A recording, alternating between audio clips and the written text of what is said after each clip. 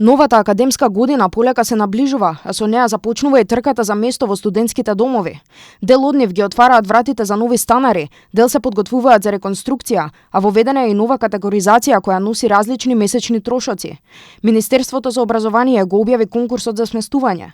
Обезбедени се вкупно 3500 места, од кои 2799 се наменети за студенти од втора година па нагоре, а 699 се за бруцошите.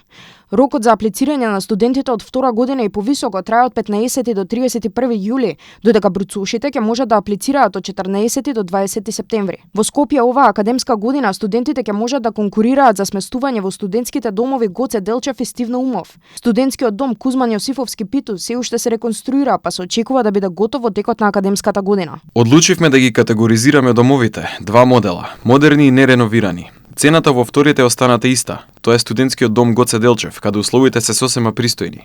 Цената во модерните, тоа е Стив и наскоро Кузман, ќе биде објавен дополнителен конкурс за сместување. Се зголемува за нешто над 3000 денари. Од МОН потенцираат дека овие промени на цените се неизбежни поради зголемените трошоци. Груба манипулација е поделбата на домови за сиромашни и за богати, особено кога државата спроведува огромен проект за целосна реконструкција на сите студентски домови. Наскоро сите ќе бидат модерни и цената за сместување ќе биде идентична секаде.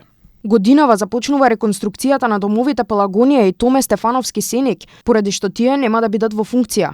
Во Штип започнува реконструкцијата на студентскиот дом Браќа Миладиновци. Студентите кои ќе бидат примени во овој дом привремено ќе бидат сместени во поранешниот приватен студентски дом Оаза, а на располагање остануваат и приватните домови Хилјадников и Логос.